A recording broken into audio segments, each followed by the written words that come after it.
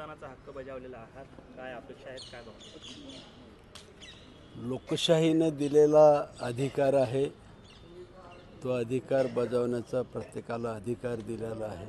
तो अधिकाराचा वापर करून मी आज मतदानासाठी आलेलो आहे.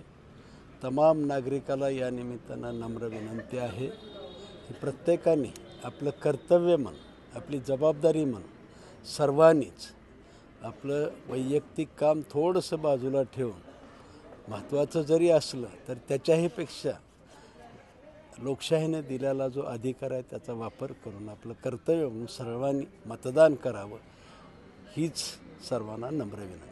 बापू, खरं तर निवडणुका खूप टोकाच्या झालेल्या पाहायला मिळत आहेत. वेगवेगळे आरोप प्रत्यारोप जे आहेत ते होताना पाहायला मिळत आहे. आपण कसं पाहताय आणि काय या मतदारांतून निकाल कशा पद्धतीचा अपेक्षित आहे? मला असं वाटतं की विरोधकांकडे काहीच मुद्दे नसावेत आणि म्हणून वैयक्तिक टीका करण्यापलीकडे मला तरी काही जाणवलेलं नाही. मी संपूर्ण प्रचाराच्या काळामध्ये कुणावरही टीका टिप्पणी केलेली नाही.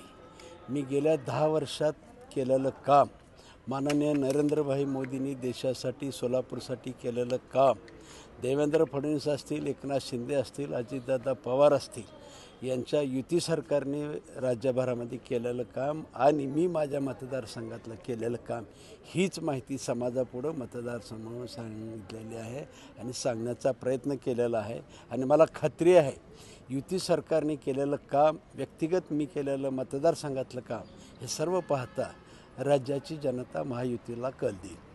साधारण किती जागा महायुतीला मिळतील असा काही अंदाज किंवा काय? मला अंदाज सांगता येणार नाही, पण महायुतीचं सरकार नक्की येणार.